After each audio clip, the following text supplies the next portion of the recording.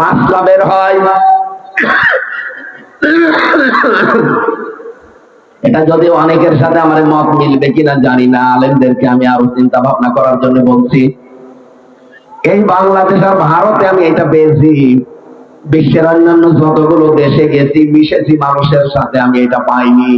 বলবো ভালো করে মিলাবে। এই দেশে আমরা অনেকেই মনে করি আমি যা করি করি, কালেমা তো পড়েছি, জান্নাত একদিন যাবই। এই বিশ্বাস আমাদের নেই? আমারও এই বিশ্বাস আছে আমি জান্নাত যাব, কিন্তু কালেমাটা তো ঠিক রাখা লাগবে। একবার বলেন এখানে, এই যে মাছ ধরতে যায় যারা খালয় নিয়ে, কি বলে মাছ তার উপরে রাখে, কি বলে খালয়, কোলা। এখন আমি যদি মাছ ধরে ধরে ওর উপরে রাখি, নিচে যদি ছিড়া থাকে, ফাটা থাকে, যত আল্লাহর ওলি আমি হই, মাছ ঢালি থাকবে। আপনি যে কালেমা পড়েছেন, এই কালেমা তো টিকিয়ে রাখা লাগবে ভাই।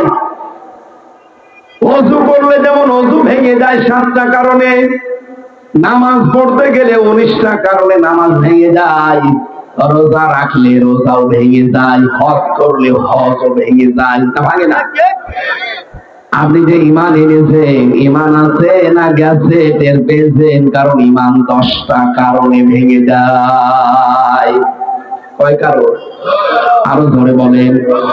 এই পৃথিবীতে যারা আল্লাহ রাসূলের চাইতে, বিশ্ব নবীর চাইতে অন্য কোন আদর্শকে যারা ভালো মনে করে, তার ঈমান নষ্ট হয়ে যায়, ভেঙে যায়। এই যে 10টা কারণ আমি লিখেছি তাফসীর থেকে, এর একটা কারণ এই, যারা আল্লাহর নবী মুহাম্মদুর রাসূলুল্লাহ বাদ দিয়ে অন্য কারো আদর্শকে ভালো লাগে, পছন্দ করে, ওর সঙ্গে সঙ্গে ঈমান ভেঙে যায়। আপনি আব্দুল্লাহ বিন উবাইয়ের নাম শুনেননি? এই লোকটা নামাজ পড়তো, রোজা রাখতো, নবীজির সাথে ইফতারি করতো, আল্লাহর নবীর সাথে হজ করতো, কিন্তু ওই লোকটার আদর্শ হিসাবে আবু জেহেলকে মেনে নিত, নবীজিকে মানত না। এখন বলেন তো, সে কালেমা পড়েছে না পড়ে নাই? নামাজ পড়েছে না পড়ে নাই? রোজা রেখেছে না রাখে নাই? হজ করেছে, ইফতারি করেছে, সব নবীর সাথে মিলে, শুধু আদর্শ মানতে গিয়ে রাজনৈতিক জীবনে ও মেনে চলতো আবু জেহেলকে, নবীকে মানত না। আপনি এটা এখন বাংলাদেশে মিলান, কত মানুষ নামাজ পড়ে, রোজা রাখে, হজ করে, যাকাত দেয়, দান সদকা করে, দাড়ি রাখে, নবীর মতো টুপি পরে, কিন্তু রাজনৈতিক জীবনে যে দেখবেন ও নবীকে আর মানে না, ও তখন আদর্শ হিসাবে ওর বাবারে, ওর স্বামীরে মানে।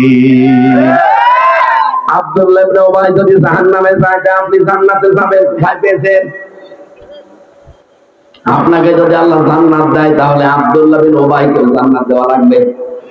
এই কাটসাট কথা যদি কেউ না বুঝার ভান করে থাকেন, যে না হুজুর আমি তো বুঝতে পারি না, এদিকে আসেন, আসেন এদিকে আসেন, কানের নিচে এমন জোরে 2টা দেব, এমনি টের পেয়ে যাবেন। এত সহজ ভাষায় বলার পরও বোঝো না? আরে ভাই, অজু করলাম, অজু 7 কারণের এক কারণ আমার দেখা দিয়েছে, বাই বের হয়ে গেল, অজু থাকবে? এখন যদি বলেন অতটুকুই আর কি হয়, কি হয় মানে অতটুকুই অজু শেষ, তাহলে ভাঙা অজু দিয়ে কি নামাজ হয়? তাহলে ভাঙা ঈমান দিয়ে জান্নাত পাওয়া যায়? তাহলে আপনার ঈমান যে আছে আপনি তো টের পাচ্ছেন না, যে আদর্শ রাসূল ছাড়া অন্য কেউ, তার ঈমানই তো ভেঙে গেছে। কালেমা পড়লে জান্নাত হয়, কালেমা তো হিন্দু পড়ে।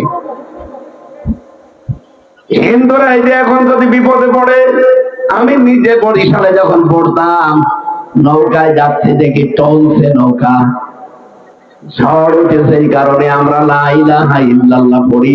হিন্দু দাদা আর দাদি 2জন পড়ছে লা ইলাহা ইল্লাল্লাহ। কি গো দাদা, দেখে মনে হচ্ছে অন্য ধর্মের মানুষ আপনি, কারণ ওদের হাতে আর এই কপালে কি দেওয়া থাকে না, গলায় আবার ওই যে ওইটা দেওয়া থাকে, আর দাদির তো দেখেই বোঝা যাচ্ছে যে জায়গায় লাল জিনিস দেওয়া। কবে মুসলমান হয়েছেন? মুসলমান কবে হইলেন? যেভাবে কালিমা পড়েন, মুসলমান হইনি, কালিমা পড়ছেন। বলছে আরে বেটা, যে ঝড় উঠেছে, এ খালি তোটার কাজ না, আল্লাহ লাগবে।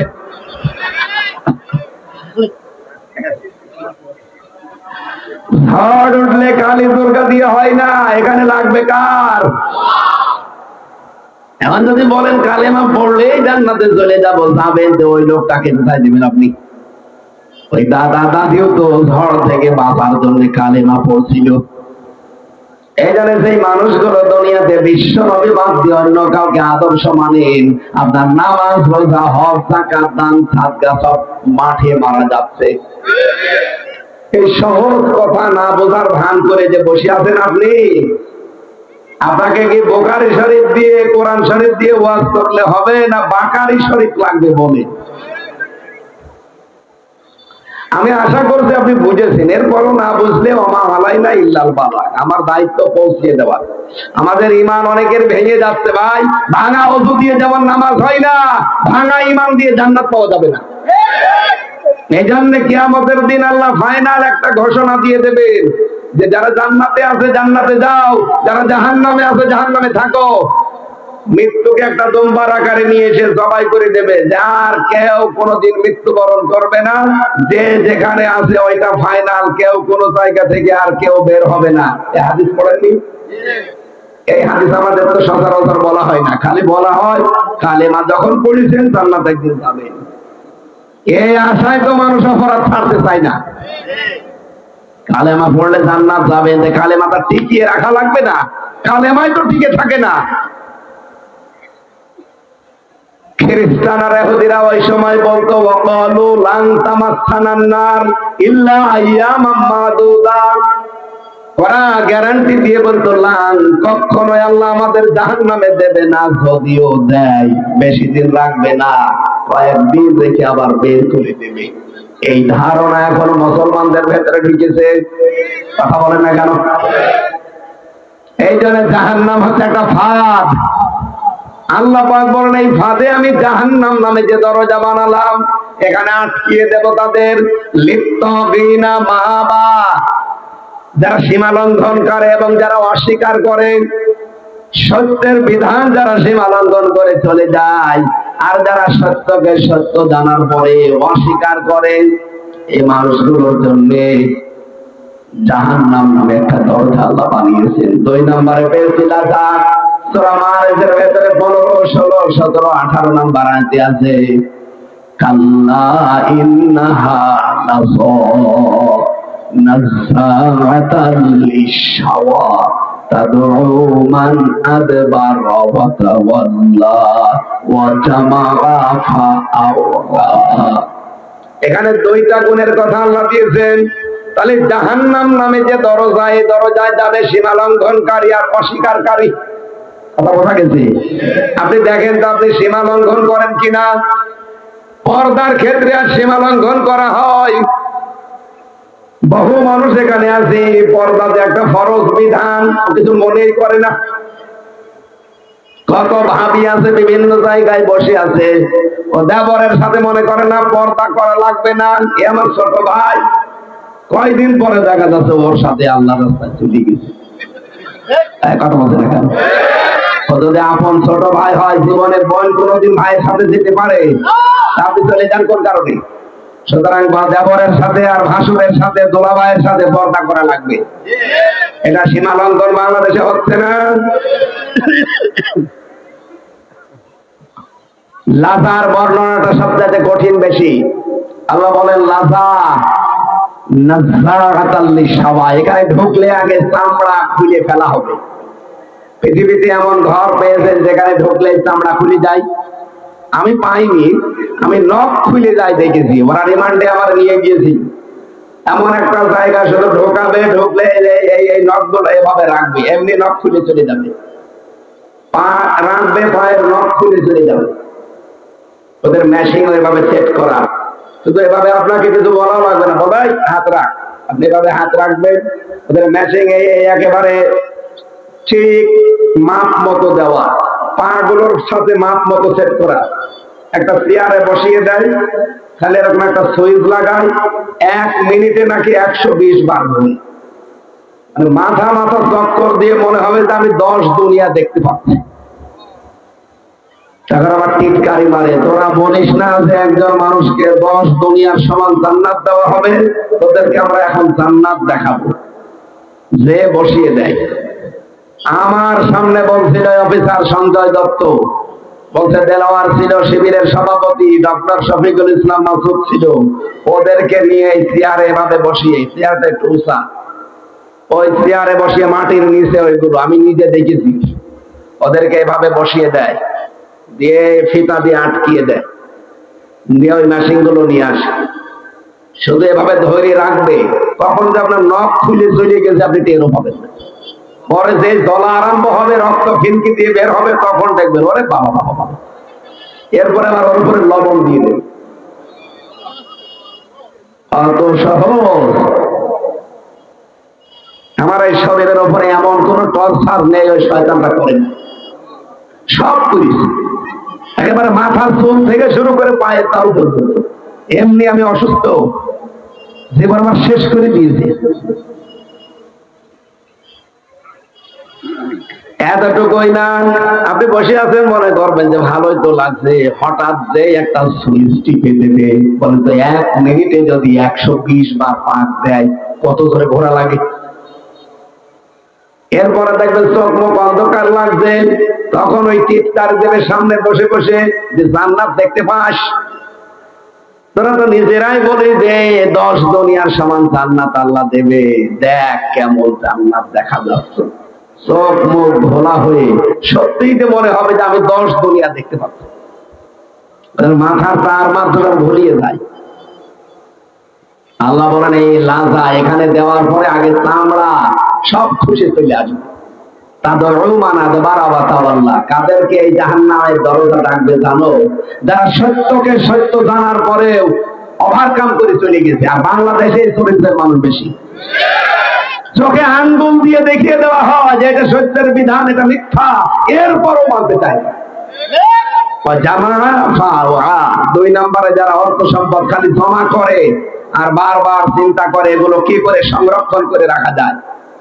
বাংলাদেশে আজ যারা চাঁদাবাজি করছে, আমি শুধু তাদের দোষ দেই না, দোষ হচ্ছে তাদের দলীয় যারা বড় বড় নেতা আছে তাদের। আরে ভাই, শুধু এই ছোটখাটো নেতার দোষ দেবেন কোন কারণে? এরা এই 15 বছরের জুলুম অত্যাচার নির্যাতন শিকার কম হয়নি।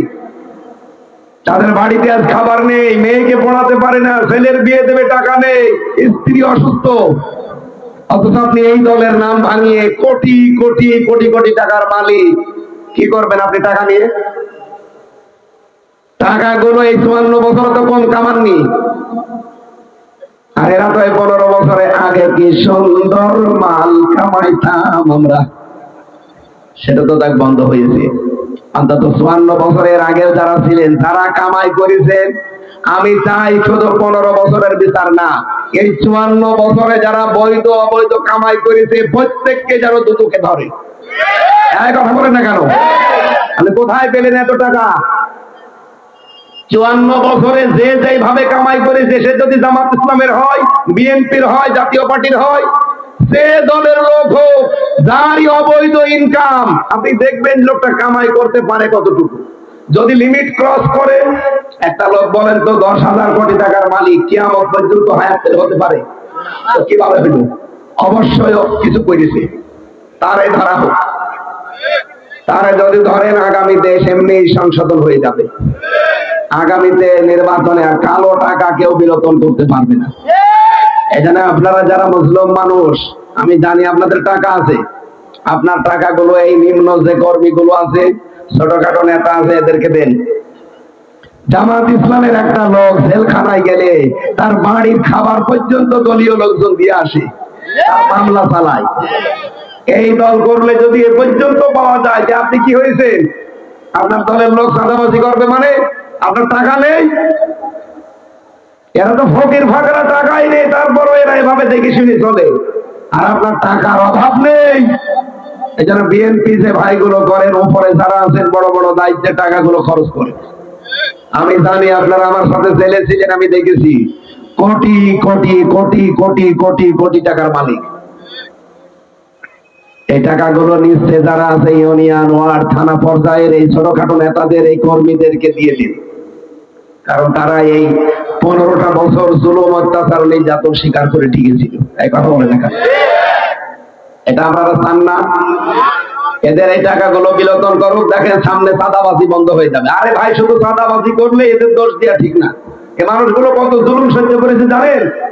বড় বড় নেতা যারা, তাদের তো কিছু হয় না, তারা তো ঠিক মতোই মাল কামিয়ে তাদের ছেলে মেয়ে সব বাইরে পড়াশোনা করাচ্ছে। মাঝখান থেকে আমাদের মতো পাগল ছাগল বলেছি আমরা। না, এটা আর সামনে হতে দেওয়া যাবে না। চাঁদাবাজদের বিরুদ্ধে কিন্তু এখন সবাই সোচ্চার। সুতরাং এদেরকেও যদি বাঁচাতে চান, দল বাঁচাতে চান, টাকাগুলো অন্তত নিয়ে আসে, এসে এদের ভেতরে খরচ করে। আমি আপনাদের বাঁচার জন্য বললাম, নয়তো যেদিন ধানমন্ডির মতো ধরবে,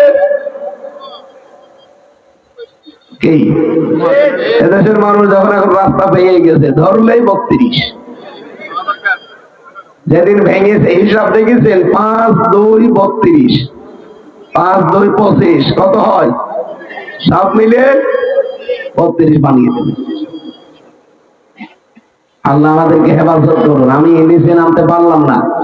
বাকি যে জাহান্নামগুলোর বর্ণনা কোরআন থেকে আমি পেয়েছি, 3 নাম্বারটা পেয়েছিলাম, এটার নাম হুতামা, একটা পেয়েছিলাম জাহিম, এরপরে পেয়েছিলাম সাগীর, এরপরে পেয়েছিলাম সাকার, এরপরে আছে হাবিয়া।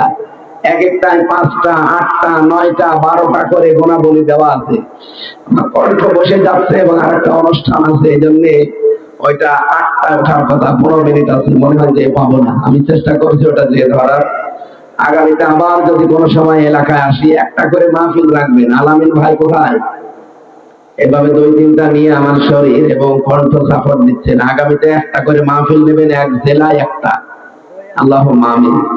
আর নারীদের উপর একটা বই লিখেছিলাম জেলখানায় বসে, যে মহিলাদের করণীয় কি স্বামীর সাথে, মানে সাংসারিক জীবনে। ওই যে গাড়ি আছে মনে হয় কোন জায়গায় যেন, ওই যে সাদা গাড়ি দেখা যাচ্ছে, ওখান থেকে মেয়েদের জন্য এটা নিয়ে যেন, কাজে লাগবে। অনেক তথ্য দেওয়া। মাওলানা আব্দুল কাদের